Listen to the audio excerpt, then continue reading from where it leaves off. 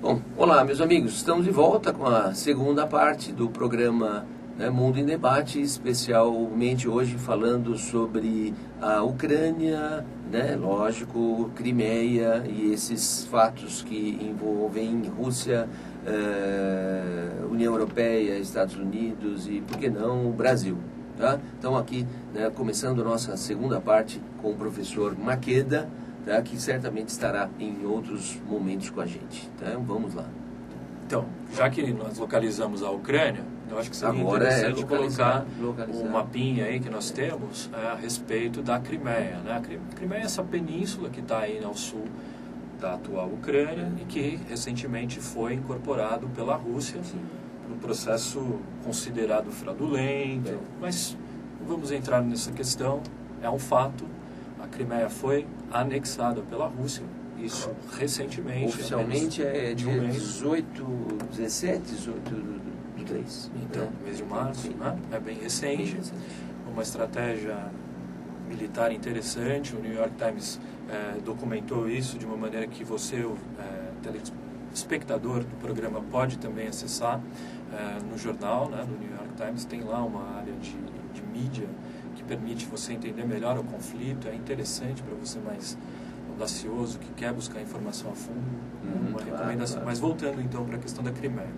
A Crimeia é uma região que foi fundada pela Catarina da Rússia em 1783.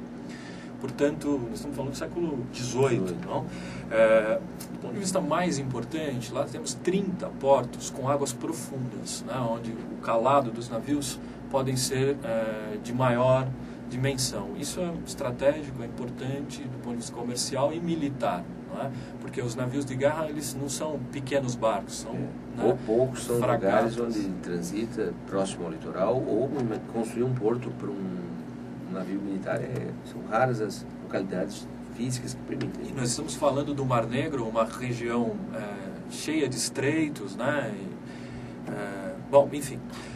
Houve a Guerra da Crimeia no século XIX, 1854-55, otomanos, Império Turco Otomano, desfeito em 1921 após a Primeira Guerra Mundial, franceses e britânicos contra o Império Russo. Em 1948, a Crimeia foi considerada, a cidade de Sebastopol, especificamente a área do porto, foi considerada uma cidade estratégica e importante para toda a União Soviética. Durante os anos 50, Nikita Khrushchev, que era então o primeiro-ministro, o presidente secretário-geral do Partido Comunista, ocupava inúmeras funções, dentre elas chefe de Estado. Chefe de Estado da União Soviética. Ele, que tinha o seu território político na Ucrânia, ele presenteou a Ucrânia com a Crimeia, incluindo o posto de Sebastopol, o porto de Sebastopol e a cidade de Simferopol, onde tem porta-aviões, base aérea, Rússia, hoje em dia. Em 1991, a independência da Ucrânia obriga a Rússia, então, a estabelecer um acordo econômico para uso do espaço. Sim. Esses acordos chegaram a 1997 a considerar um limite até 2017 para arrendamento da região da Crimeia, o porto de Sebastopol. Bom, houve uma preocupação muito recente em renovação dessa concessão de uso do porto de Sebastopol até 2042. O prazo foi alongado até 2042. Uma coisa interessante, um dado bacana a respeito disso, é que a Rússia paga cerca de 98 milhões de dólares por ano pelo uso do porto. E alguns acordos foram estabelecidos, como, por exemplo, uma cota máxima de soldados, 25 mil soldados, 388 navios, toda aquela parafernália. Mas essa parafernália é para se equiparar em relação à Turquia. Então, o acordo prevê que a Rússia tem o direito de manter ativo ali no Mar Negro, especificamente nos arredores da Crimeia, uma força militar equivalente à Turquia, que é um país estratégico, membro da OTAN, né, que você estava se referindo agora há pouco, desde 1952. Né? E é um posto avançado. E naquele clima de Guerra Fria, a OTAN ganhou uma importância, né, única, porque o professor falou da estratégia, né, de toda a questão estratégica que envolve a Crimeia e o Mar Negro. Agora, não adianta nada ter os porta-aviões, ter os soldados e não conseguir sair do mar, né, do Mar Negro. Para sair do Mar Negro, você necessariamente atravessa, né, os estreitos de Bósforo e Dardanelos, e você está passando em meio ao território turco. Né? E é um estreito que tem cerca de 1,5 km, 2 km só. Né? É largo o suficiente, né? Mas sim, dá para você acertar um alvo ali. Com certeza. Facilmente. Quando se diz estreito, é estreito mesmo, ao ponto de ter contato visual. Né? Não é uma coisa de grandes dimensões. É um local que certamente a Turquia poderia, teoricamente, fechar, né? E impedir a saída desses porta-aviões e submarinos nucleares e tal. Mas o acordo, né? Lógico, o acordo de uso desses estreitos por parte da antiga União Soviética e hoje por parte da Rússia. E certamente uma ameaça turca em fechar esses estreitos seria início de uma nova guerra mundial. Né? Mas para os Estados Unidos, a aliança com a Turquia sempre foi muito importante, né? Exatamente para tentar conter o poderio, né, bélico, naval na Crimeia. Né? Agora, a Turquia também é um país complicado, né? Porque aliado americano, presente, né, da OTAN, é um membro da OTAN, da Organização do Tratado do Atlântico Norte, que foi criada para defender os aliados capitalistas do Atlântico Norte de um eventual ataque que viesse do leste europeu, em especial da Rússia, né? Mas um país que nunca foi tratado como um país europeu. Vai. O sonho de muito turco é ser tratado como europeu, é fazer parte da União Europeia. Existe até um plano de adesão. Então, desde que criaram a União Europeia, falam que o próximo é a Turquia. Formalizaram isso quando tinha 15 países, isso meados dos anos 90, né, quando entrou a Suécia, entrou a Finlândia e a Áustria, né, a Noruega disse não. Então, quando de 12 pulou para 15, já diziam que a Turquia era o 16º. Acabou de entrar aí o 28º e não é. Agora é o 29º. Acaba a União Europeia e a Turquia não entra. Então, a Turquia também é um país que, ao mesmo tempo, a Europa quer tê-la como aliado, né, os americanos, mas não dão o que ela quer, o que ela exige. Né? E por outro lado, está a Rússia, né, que está sempre de olho na Turquia, que a Rússia não quer só a Crimeia, quer a Crimeia, quer o Mar Negro e quer garantir esse acesso. Acesso ao Mediterrâneo para depois acessar o Oceano Atlântico. A construção de um novo gasoduto, por exemplo, pelo Iraque e pela Turquia, chegaria na Europa. Um gasoduto vindo do Oriente Médio, passando pela Turquia, chegando na Europa, tiraria um enorme prestígio da Rússia, não é, professor? Porque um dos fatores é o gás russo, né? E há uma relação, não é, professor? Entre o gás, a Ucrânia e...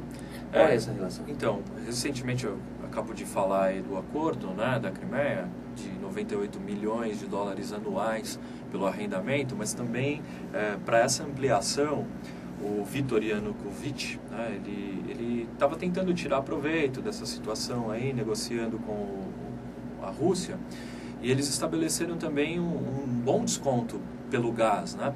Apesar da Ucrânia ser um país produtor de gás natural, existem reservas avaliadas em mais de 1 trilhão de metros cúbicos na Ucrânia.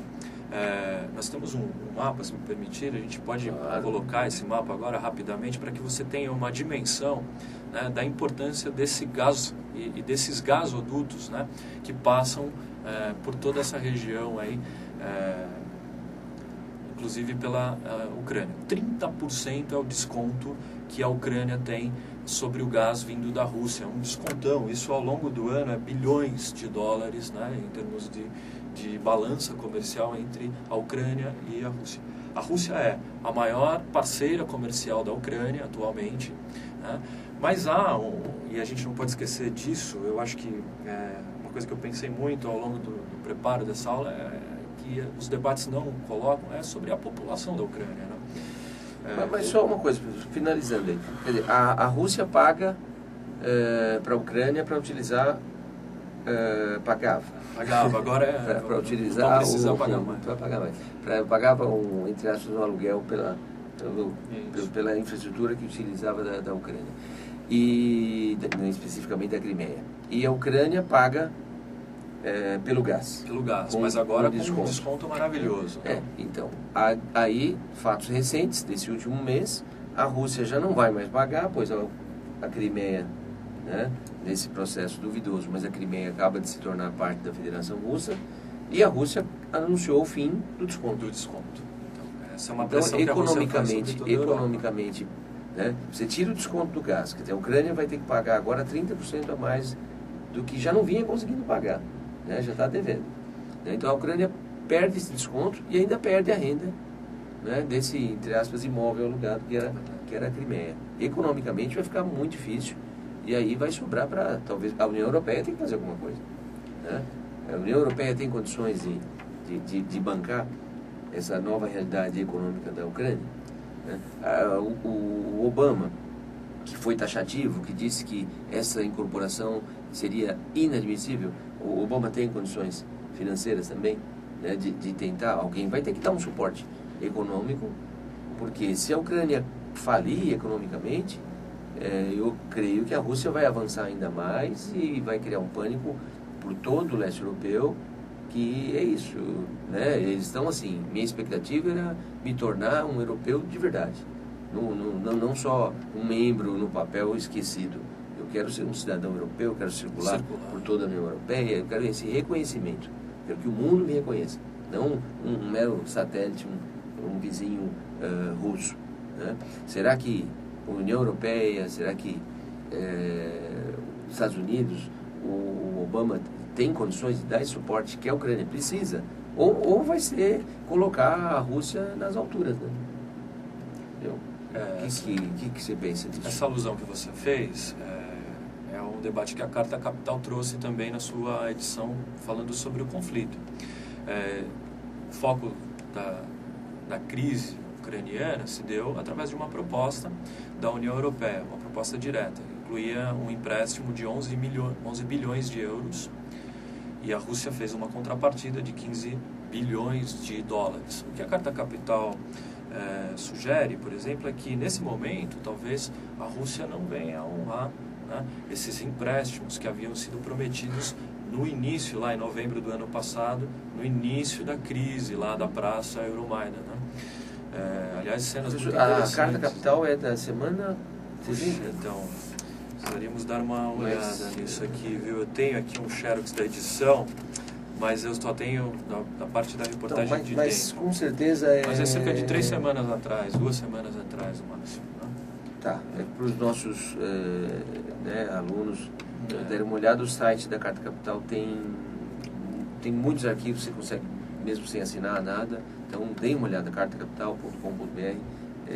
Deve ter lá uma maneira de localizar os textos em torno desse tema. Tem, sem dúvida que tem, né? Do poder mundial. Poder mundial. O autor, um jornalista que eu realmente não conheço, mas eu gostei muito da maneira como ele trouxe o texto. Ele considera um panorama muito interessante, faz uma linha do tempo muito boa. Antônio Luiz MC Costa. Parabéns pela edição, achei uma edição bem esclarecedora, bem interessante, fácil de leitura, muito bacana mesmo. Então, é o que você falou, a Ucrânia, que em termos etimológicos, a palavra Ucrânia significa fronteira, mais uma vez ficou nessa divisão, né? Ela funciona mesmo como uma fronteira. O que a Carta Capital traz, e eu acho que eu vou usá-la para responder a sua pergunta, é que é necessário uma sensatez mesmo, né? Voltar mesmo para a diplomacia, sem revanchismo. Eles estão planejando retomar as eleições, existiam eleições previstas para maio, então a corrupção ucraniana foi indecente, o próprio Vladimir Putin citou isso, né, que ela é indecente até para os padrões da Rússia, né? Olha, são padrões consideráveis. Para você ter uma ideia, só para a gente terminar essa comparação, os Jogos Olímpicos brasileiros, né, e a Copa do Mundo, eles estão orçadas em cerca de 23 bilhões de dólares. Só a Vila Olímpica e os Jogos Olímpicos de Sochi foram 50 bilhões de dólares gastos envolvidos nisso.